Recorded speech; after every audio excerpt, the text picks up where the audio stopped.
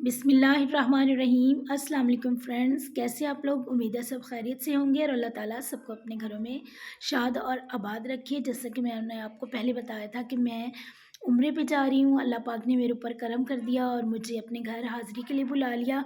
तो उसी सिलसिले में मेरा बस कोई ना कोई काम निकल आता है, उसको ही करने के लिए हम लोग घर से निकले थे।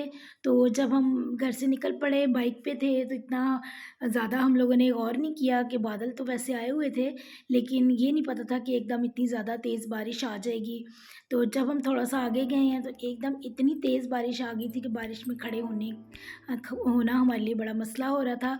बिल्कुल हम भीग गए थे, लेकिन शुक्र है कि हमें ना दूर एक पार्क नज़र आ गया।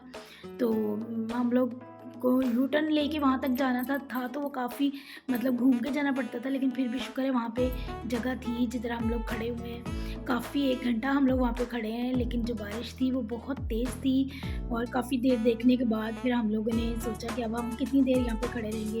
तो थोड़ी-सी बारिश ज़रा हल्की लग रही थी तो हम लोग निकल पड़े वहाँ से। थी तो बारिश बहुत ज़्यादा, ऐसी बस घास के ऊपर पाँव रख रहे थे तो पाँव जो है वो पानी के अंदर ही जा रहा था और मेरे तो बूट जो थे बिल्कुल ऐसे अंदर तक पानी चला गया था। लेकिन ये है कि अब इसी तरह ही हम लोगों को जाना था।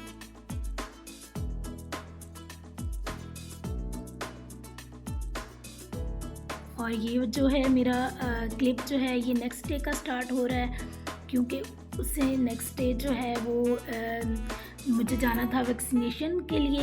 हालांकि मुझे पहले भी लगी हुई है, लेकिन ये है कि उम्रे पे जाने के लिए बूस्टर डोज़ की ज़रूरत थी। तो मैं वैक्सीनेशन सेंटर गई हूँ F9 पार्क में जो है, वहाँ पे जाके तो वहाँ से मैंने वैक्सीनेशन करवाई है। और उसके बाद फिर हम लोग घर की तरफ आ गए थे।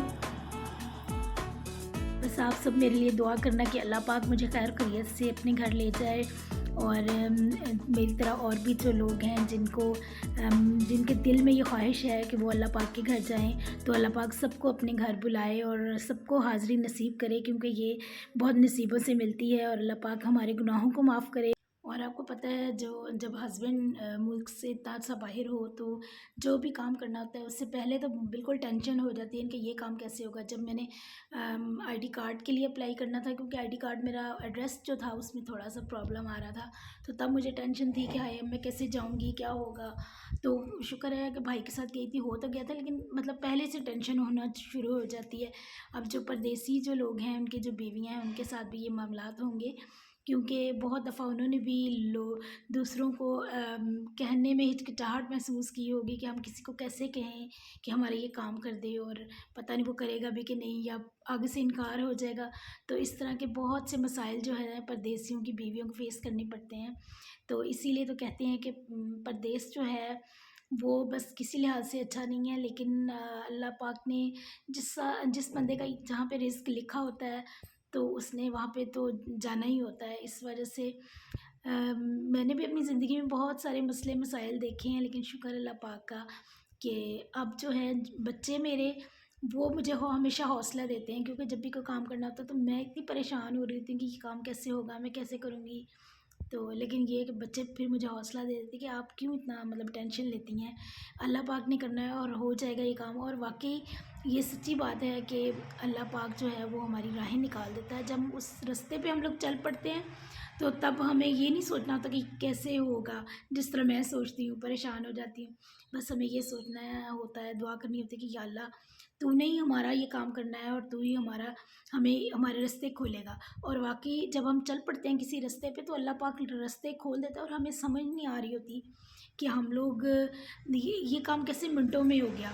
और इसी तरह मेरे आईडी कार्ड का भी बहुत जल्दी से काम हो गया था, और उसके बाद पासपोर्ट जो है वो उसमें भी बनने में कोई देर नहीं लगी थी। बस अल्लाह पाक जो है वो सबके काम आसान करे।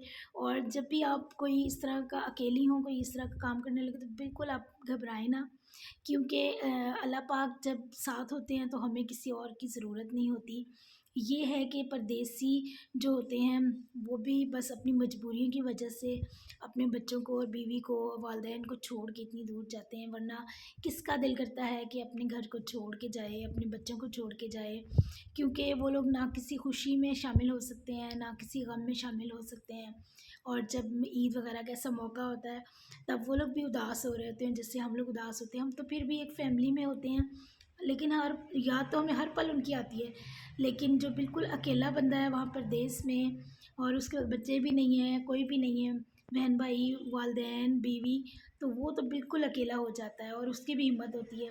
لیکن یہ میں کہتی ہوں سب سے میری درخواست ہے کہ جب اپنی بیٹیوں کی شادیاں کریں تو یہ دیکھ لیا کریں کہ وہ اکیلی رہیں گی، کیونکہ ان کو بہت سے مسئلے مسائل کا سامنا کرنا پڑے گا، اور اس لیے پردیسی جو ہیں وہ بھی ان کو بھی چاہیے کہ اپنی جو بیوی ہوتی ہے اس کو ضرور ساتھ لے کے جائیں، کیونکہ بیوی صرف ہسبینڈ سے ہی اپنی چیزیں شیئر کر سکتی ہے اور کسی سے کچھ نہیں کہہ سکتی، اور مان جو ہسبینڈ پہ ہوتا ہے وہ کسی پہ بھی نہیں ہوتا۔ امید ہے کہ آپ کو میرا یہ ولاگ اچھا لگا ہوگا، اگر لگا ہے اچھا تو مجھے کمنٹ ضرور کیجیے گا اور سبسکرائب کیجیے گا۔ انشاءاللہ نیکسٹ ولاگ لے کے پھر حاضر ہوں گی۔ اللہ حافظ۔